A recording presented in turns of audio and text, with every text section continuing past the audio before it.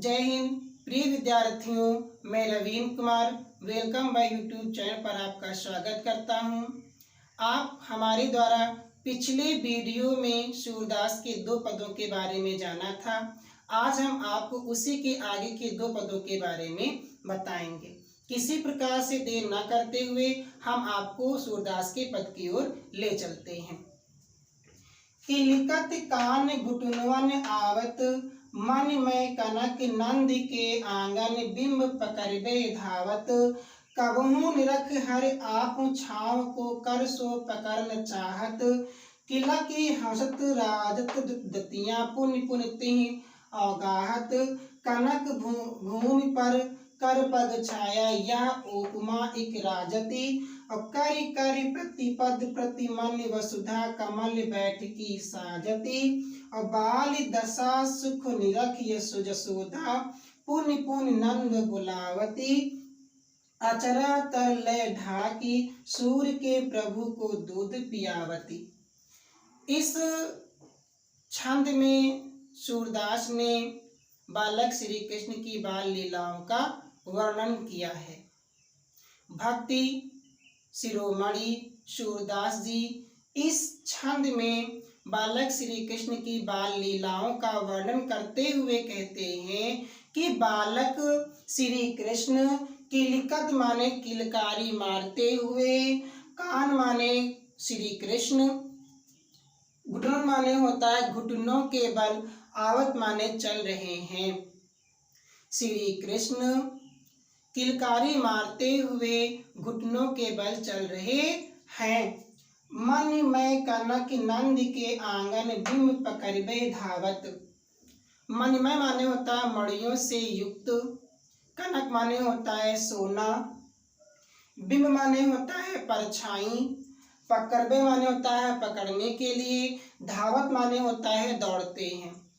नंद के द्वारा बनाए गए आंगन, मणियों से युक्त आंगन में श्री कृष्ण अपनी परछाई को देख उसे पकड़ने के लिए दौड़ते हैं।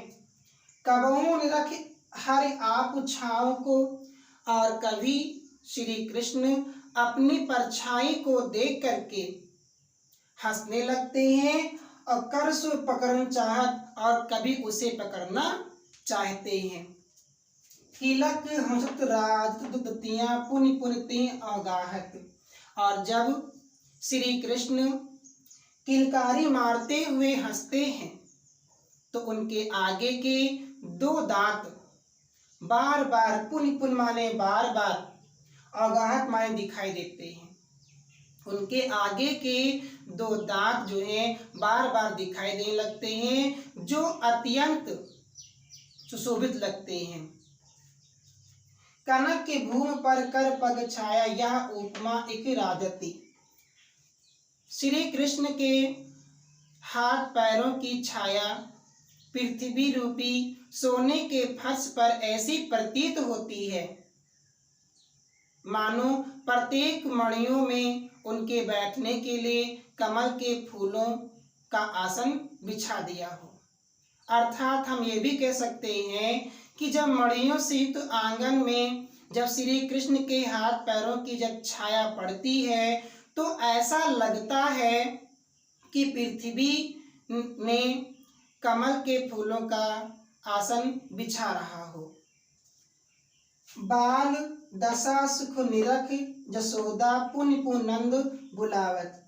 बालक श्री कृष्ण की इस बाल लीलाओं को देख करके यशोदा माता बहुत ही प्रसन्न होती हैं, बहुत ही खुश होती हैं, बहुत ही आनंदित होती हैं। पुन पुन नंद बुलावत, और नंद बाबा को वो बार बार बुलाती हैं। अचरा तर ले ढाकी, सूर्य के प्रभु को दूध पियावत। उसके पश्चात माता यशोदा सूर्य के प्रभु श्री कृष्ण को अपने आंचल के तले ढक करके दूध पिलाती हैं। इस छंद में काव्य सौंदर्य के बारे में जानेंगे। इस छंद में भाषा का प्रयोग सूरदास ने ब्रज भाषा का प्रयोग किया है। गुण प्रसाद गुण है। अलंकार अनुप्रास और उपमा अलंकार है। रस वात्सल रस है। इस छंद में सूरदास जी माता यशोदा से हट करते हुए कहते हैं कि हे माता, मैं अपनी सभी गायों को चराऊंगा। प्रातः होत बल के संग मैं प्रातः होते ही मैं अपने भाई बलराम के साथ जंगल को गायों को चराने के लिए चला जाऊंगा। तेरे कहो न रहियो और मैं तेरे कहने से बिल्कुल नहीं रुकूंगा। ग्वाल बाल गायन के भीतर, क्योंकि वन में ग्वाल और सखों के बीच में नैको डर नहीं लागत, मुझे जरा सा भी डर नहीं लगता है। आज न सोइहो नंद दुहाई, मैं नंद बाबा की कसम खाकर कहता हूँ कि मैं आज रात भर नहीं सोऊंगा, रहूंगा जागत, मैं रात भर जागता ही रहूंगा। हे माता यशोदा, अब ऐसा नहीं होगा कि और ग्वाल सब गाय चरइयों मैं घर बैठे रहियों। सभी ग्वाल जो हैं गाय को चराने के लिए जंगल को जाएं, वन को जाएं और मैं घर में बैठा रहूं। अब ऐसा नहीं होगा। ऐसे वचनों को सुनकर के माता यशोदा अपने बालक श्री कृष्ण से कहते हैं, सूर्य श्याम तुम सोए रहो। सूरदास के प्रभु श्री कृष्ण से कहती हैं कि हे बालक, अब तुम सो रहो, प्रातः काल होते ही मैं आपको जगा दूंगा।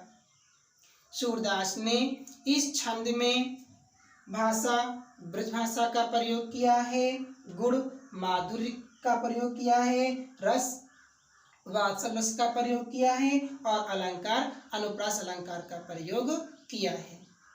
आज के वीडियो में बस इतना ही। अगर हमारा वीडियो आपको पसंद आया हो तो इसे लाइक करिएगा।